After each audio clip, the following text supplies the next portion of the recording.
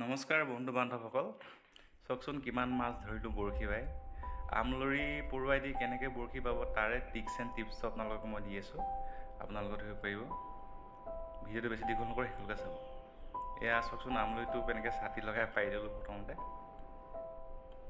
আমলৰিটো আপোনালোকে এনেকৈ পাৰি ল'ব, ছাটি হওক বা খৰাহি হওক বা যেনেকৈ হওক পাৰি ল'ব। পাৰি মেলি ইয়াত এটা আঠা এটা দিব লাগে। সেই আঠাটো আপোনালোকে ব্যৱহাৰ কৰিব, তেতিয়া মানে বস্তুটো টাইট হৈ লগাবলৈ ভাল। যিহেতু সৰু সৰু টোপ আপোনালোকে লগাব নোৱাৰিব এইভাগে বৰশীত। ব'লক আঠাটো দি লওঁ। অলপ কামুৰিছে দেই ৰাইজ। এয়া এনেকৈ আঠাটো দি দিলোঁ, আপোনালোকে চাই লওক। এয়া বহত গছৰ আঠা হয়, আপোনালোকে কৰবী গছো দিব পাৰিব। মই যিহেতু বহত গছজোপা ওচৰতে পালোঁ, ওচৰতে সেইকাৰণে বহত গছৰে আঠা দিলোঁ। আপোনালোকক মই লাইভ দেখাই দিম মাছ ধৰি পেলাই। আপোনাৰ একদম মাছ একেবাৰে পাগল হৈ যায়। কাৱৈ মাছ, শিঙি, মাগুৰ, আপোনাৰ জংঘলী মাছ, যিকোনো ধৰণৰ মাছে আমলৰি টোপটো খুব খায় মানে। চাব দেই, এয়া চাওক কাৱৈ মাছ কেনেকৈ উঠিছে। পটাপট উঠিব, একদম লগালগ উঠিব, আপোনালোকে ধৰিব পাৰিব। আপোনালোকৰ যদি ওচৰত খাল, বিল, এনেকুৱা ধৰণৰ পুখুৰী য'ত হ'লেও আপোনালোকে ধৰিব পাৰিব।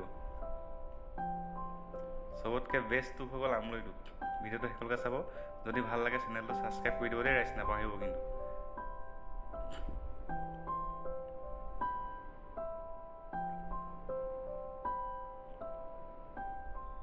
এয়া চাওক,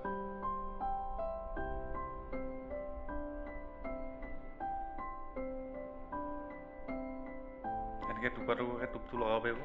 বস্তুটো টোপটো টাইট হৈ যায় যে।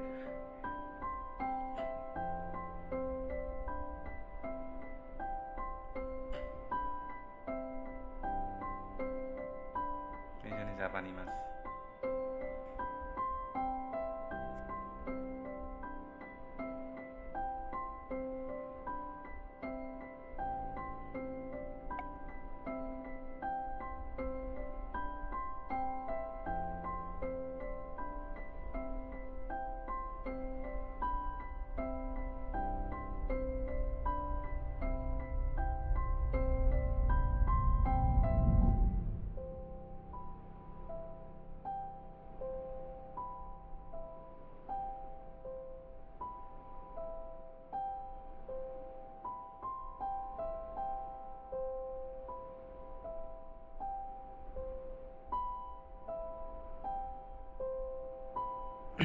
ভিডিঅ'টো চাই কেনেকুৱা পালে ৰাইজ কমেণ্ট কৰি জনাবলৈ নাপাহৰিব দেই।